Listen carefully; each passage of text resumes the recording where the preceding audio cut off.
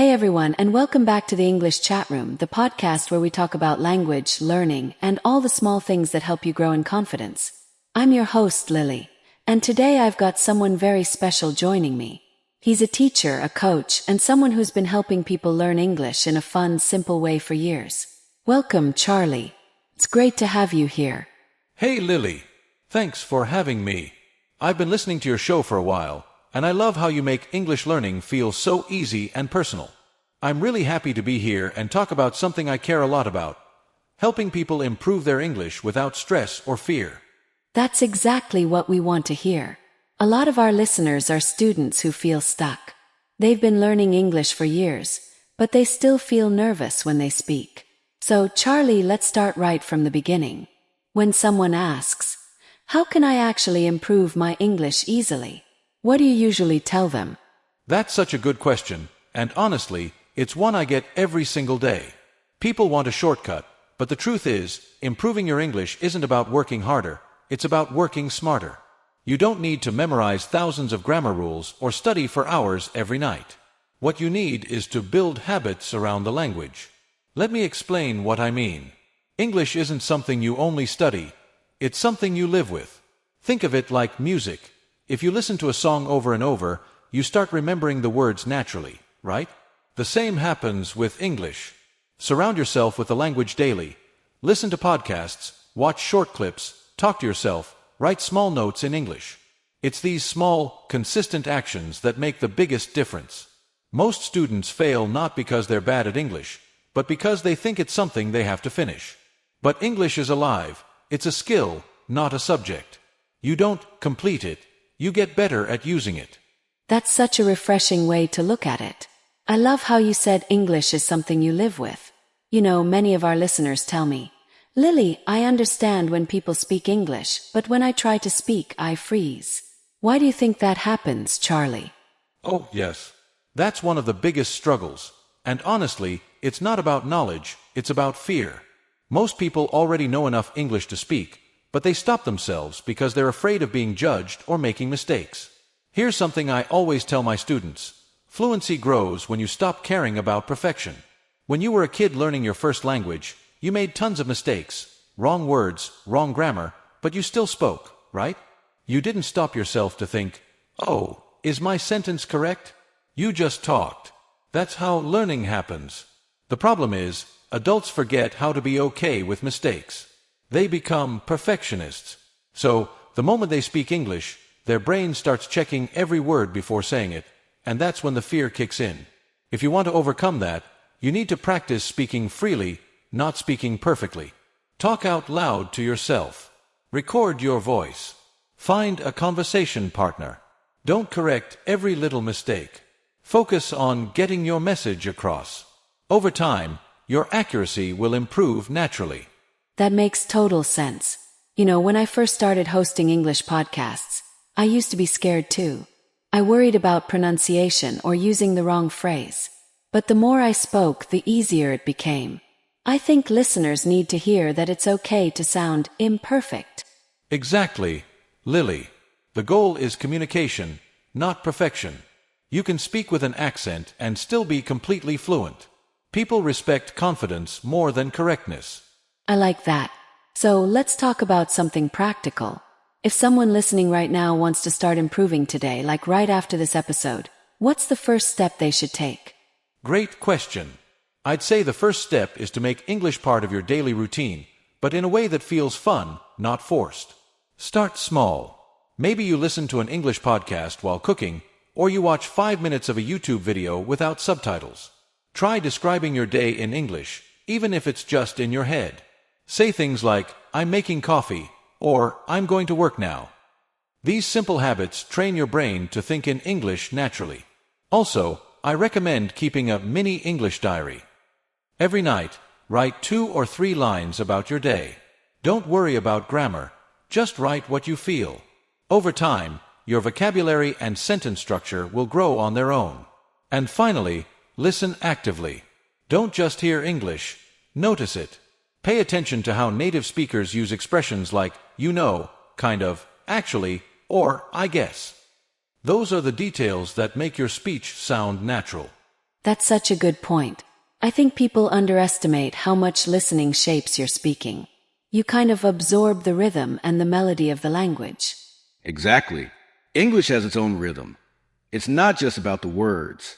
It's about the tone, the pauses, the emotion. Listening helps you copy that rhythm. That's why I always tell learners, listen more than you study. You can't become fluent from a textbook alone. Let's talk about speaking practice then. A lot of learners don't have a partner to practice with. They might be shy, or they live in a place where nobody speaks English. What can they do? That's such an important issue. The truth is, you can still improve even if you don't have someone to talk to. Let me give you a few simple techniques. First, speak to yourself. It sounds funny, but it works. Look in the mirror and describe what you're doing. I'm brushing my hair. I'm getting ready for work. It builds fluency. Second, record yourself.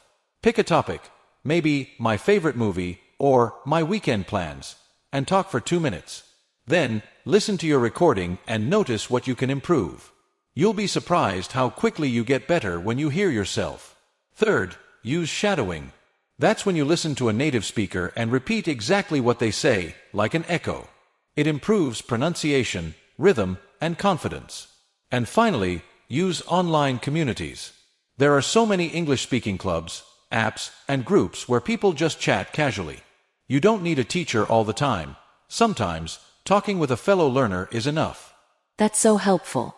I've seen students transform just by talking out loud every day, even without a partner. It's all about consistency.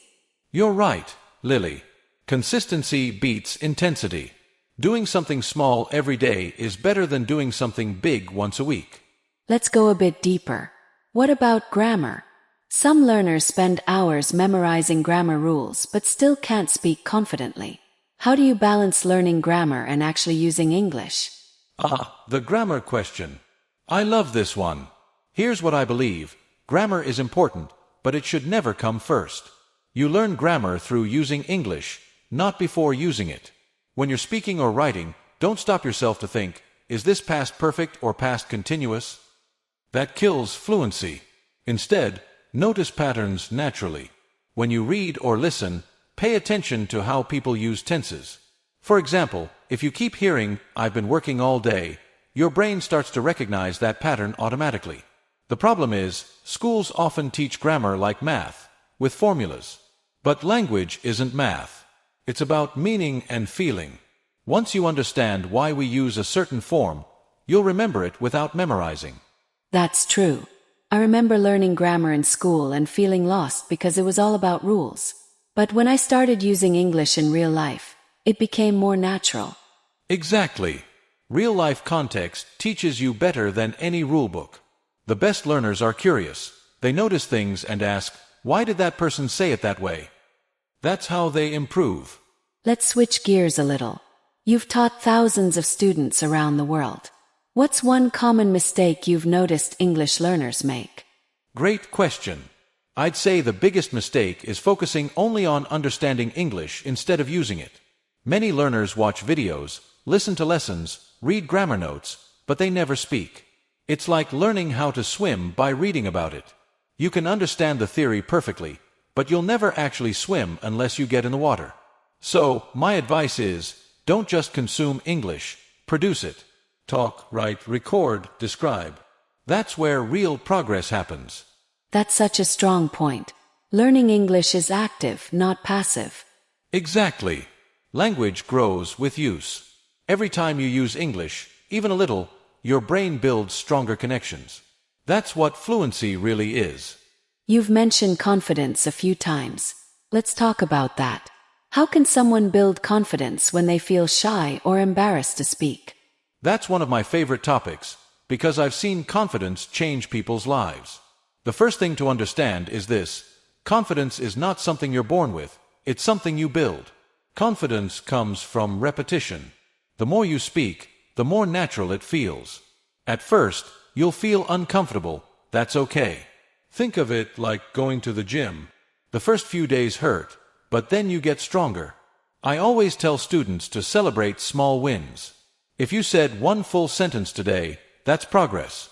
If you understood one podcast without subtitles, that's progress too. Every small success builds your belief that I can do this. Also, change how you talk to yourself. Stop saying, my English is bad. Instead say, I'm learning and I'm improving. The words you use about yourself matter. And finally, remember this, everyone was a beginner once. Even the most fluent speaker started with mistakes. So, don't compare your beginning to someone else's middle. That's powerful. I love that you said, don't compare your beginning to someone else's middle. So true, we all learn at different speeds. Exactly, Lily. And the journey is what makes it meaningful. Learning English opens doors to new jobs, friendships, ideas, and cultures. It's not just about language, it's about connection. That's beautiful. Before we wrap up this part, I want to ask you one last thing for today. If someone listening feels completely lost, maybe they've tried everything but nothing seems to work, what's your advice for them? I'd tell them this, don't quit. Just change your method. Sometimes it's not you, it's the way you're learning. If grammar books bore you, try podcasts. If reading feels hard, watch short videos. If you're shy to speak, record yourself privately first. English isn't one size fits all. You need to find the way that fits your personality. Maybe you love music, then learn English through songs. Maybe you love storytelling, then learn through movies or books. Once learning becomes fun, your progress will explode. And most importantly, be patient. Fluency doesn't happen overnight. It's a journey of small, daily steps. Trust the process. Same here. So, last time we talked about the importance of building habits, overcoming fear, and focusing on communication instead of perfection. Today, I want to dig deeper into some specific areas that learners often struggle with, especially listening, pronunciation, and mindset. Let's start with listening. So many students tell me, Lily, I understand my teacher, but when I watch movies or listen to native speakers, I can't catch anything. Why is listening so difficult for English learners? Yes, listening is one of the biggest challenges. And it's not because learners are bad at English, it's because real English is very different from what we learn in textbooks. When native speakers talk, they don't pronounce every word clearly or slowly. They link words together. For example, instead of saying, what are you doing? They'll say, what ya doin', or what are ya doin'? That's natural spoken English, full of connected speech, contractions, and intonation changes. So when a learner first hears it, it sounds like a blur. But with practice, your brain starts recognizing those sound patterns. The problem is, most learners only listen to slow, clear English from lessons or apps. That's good for beginners, but if you want to understand real people, you need to listen to natural English regularly. Podcasts, vlogs, interviews, or movies, even if you don't understand everything at first. That's so true. I remember when I was learning Spanish, I used to panic when native speakers talk fast. But after listening every day, my brain just got used to the rhythm. Exactly, Lily.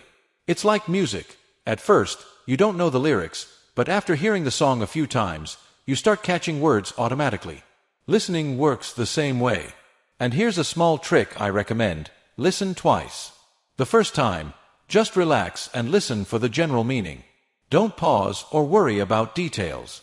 The second time, listen again, but this time, try to notice specific words, phrases, or intonation patterns. Doing that builds your listening muscles gradually. I love that idea. It makes listening less stressful and more of a habit. But what about accents? Some learners say, I understand American English but not British, or I can't understand Australians at all. How can they train for that? That's a great question. The secret is exposure. The more you expose yourself to different accents, the faster your brain adjusts. It's like training your ear to recognize new sounds. Start by listening to one accent at a time. For example, spend a week with American content, podcasts, movies, interviews, then switch to British the next week, and so on. And don't worry if you don't understand everything at first. The goal isn't perfection, it's familiarity. Eventually, you'll start catching the rhythm, tone, and unique sounds of each accent. Also, remember, English isn't just American or British anymore. It's global. You'll hear people from India, Africa, Europe, and Asia speaking English with their own accents. Learning to understand variety is part of becoming a truly global communicator. That's so true. I love how you said, global communicator. English really connects the world now. Exactly. And the beauty is, your accent is also part of that world. Don't be afraid of it. You don't need to sound native. You just need to sound clear. That leads perfectly into our next topic. Pronunciation. Many students want to sound fluent, but they struggle with pronunciation. What's the best way to improve it? Pronunciation, one of my favorite topics. The first thing I tell learners is, don't chase a perfect accent, chase clarity. You can have a strong accent and still speak beautifully, as long as people understand you. Focus on making your speech clear and confident, not identical to a native speaker. Now, how do you improve it? The best method is called shadowing, and it's incredibly powerful. You listen to a short audio clip, maybe 5 to 10 seconds, and repeat exactly what you hear. The same speed, tone, rhythm, and emotion. It's not just about saying the words. It's about copying the music of English, the stress, pauses, and ups and downs of voice. Do that daily, even for 10 minutes, and your pronunciation will improve faster than any grammar lesson. That's such a good point. I've done shadowing myself, and it's amazing how it helps you feel the language instead of just thinking it. Exactly. English is full of rhythm. We stress some words and relax others. For example, in the sentence, I don't want to go, we stress don't and go. The middle words are softer. Once you start feeling that rhythm, your speech sounds more natural automatically. And here's another simple exercise. Read out loud every day. Take a short paragraph from a book or article and read it with expression, not like a robot. Record yourself and compare it to a native speaker. The goal is not to copy their accent 100%, but to develop awareness of how English sounds, how it flows. That's such an easy exercise, and people can do it anywhere. You know, pronunciation is often connected to confidence. Some students are scared to even try saying new words because they think they'll sound funny. How can they get past that fear? Yes, that's a big issue. The fear of sounding wrong stops so many people from learning. But here's what I always tell my students. If you don't open your mouth, you'll never find your voice. Everyone sounds strange at first. Even native speakers sound awkward when learning another language. So you have to accept that the beginning will feel uncomfortable. The best way to overcome that fear is by focusing on communication, not approval. You're not speaking English to impress people. You're speaking to connect. And remember, people are usually kinder than you think. Most native speakers don't care about your accent. They care about what you're saying. That's very true. I've noticed that when learners speak with honesty and confidence, people actually admire them for trying. Exactly. Courage is more attractive than perfection. Let's talk about mindset now. In part 1, you mentioned that language learning is a skill, not a subject. Can you explain more about the right mindset someone should have if they want to become fluent? Sure. The mindset is everything. If your mindset is wrong, even the best method won't help. But with the right mindset, you can succeed with any method. First, understand that English is not something you finish. It's a lifelong relationship. You don't say, I'm done with English. You keep growing with it, through movies, books, travel, or friendships. Second, stop thinking like a student, and start thinking like a communicator. Don't say, I'm learning English. Say, I use English. That small change in words changes how your brain sees yourself. Third, accept the ups and downs. Some days you'll speak smoothly, other days you'll forget simple words, and that's okay. Progress isn't a straight line. And finally, enjoy the process. You'll only stick with something if it feels rewarding. Find joy in it. Listen to songs, read things you love, watch funny shows. The more emotion you connect with English, the faster it sticks. I love that.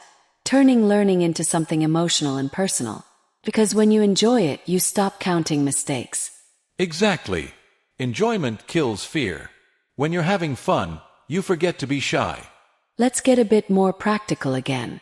How should a learner structure their day if they want to make fast progress? Like, what could a perfect English practice day look like? That's a great question. Let's imagine a day where you're busy, but still want to improve consistently. Here's a realistic plan. Morning, while getting ready, listen to a short English podcast or YouTube clip. Don't worry if you only understand 50%. Just listen. Afternoon, write 3 to 4 sentences in your English diary. Describe what you did or how you feel. Evening, watch 10 to 15 minutes of a movie or show in English. Try to notice new phrases. Before bed, speak out loud for a few minutes. Talk about your day, your goals, anything. That's it. You don't need to study for hours. The key is consistency. Doing these small things daily trains your brain to stay connected with English all the time. That's so manageable. I think a lot of people give up because they feel like they don't have time, but this shows you can fit English into your life easily. Exactly. It's not about finding time. It's about making English part of the time you already have. You've shared so many great ideas, Charlie. Let's talk about something that's often ignored. Thinking in English. People say, you need to think in English to be fluent. But how can someone actually start doing that? Great question. Thinking in English sounds scary, but it's easier than most people think. You start small. Instead of translating everything in your head, train your brain to connect directly to English words. For example, if you see an apple, don't think Seb, then apple. Just think apple. To practice, you can describe your surroundings in simple English sentences. The sky is blue. I'm making tea. My phone is on the table. It feels silly at first, but it's very effective. Also, change your phone language to English. Read menus, signs, and messages in English. The more your brain interacts with English in daily life, the less it needs to translate. Over time, your thoughts start coming naturally in English, and that's when real fluency begins. That's so true. I've seen that happen with my students. One day they just realized they didn't translate, they just spoke. It's a great feeling. Yes, it's one of the best milestones for any learner. Let's touch on something emotional before we wrap up. Some learners feel lonely on this journey. Maybe their friends don't support them or people laugh at their English. How can they stay motivated in that situation? That's such an important question, Lily. Learning a language can feel lonely sometimes, especially when others don't understand your dream. But here's the truth. Your English journey belongs to you, not to anyone else. You don't need permission to improve yourself. Find a small community online. There are thousands of people around the world learning just like you. Join English clubs, comment on YouTube videos, talk to people on apps. That connection will keep you motivated. And always remind yourself why you started. Maybe you want a better job, to travel, to study abroad, or just to connect with people. Keep that reason in your heart. It's what will push you forward on days when you feel tired. That's beautiful advice. I think many listeners needed to hear that today. Thanks, Lily. I've seen students from small villages become fluent speakers just because they refuse to quit. So anyone listening, believe that it's possible for you too. I couldn't agree more. Before we end this episode, Charlie, if you had to summarize everything in one message, one truth every English learner should remember, what would it be?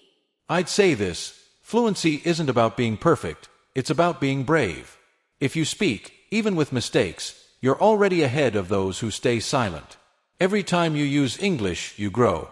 So stop waiting for the right moment. Start using what you know now. The rest will follow.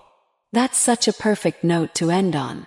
Charlie, thank you so much for being here and sharing your time, wisdom, and kindness with us. Thank you, Lily.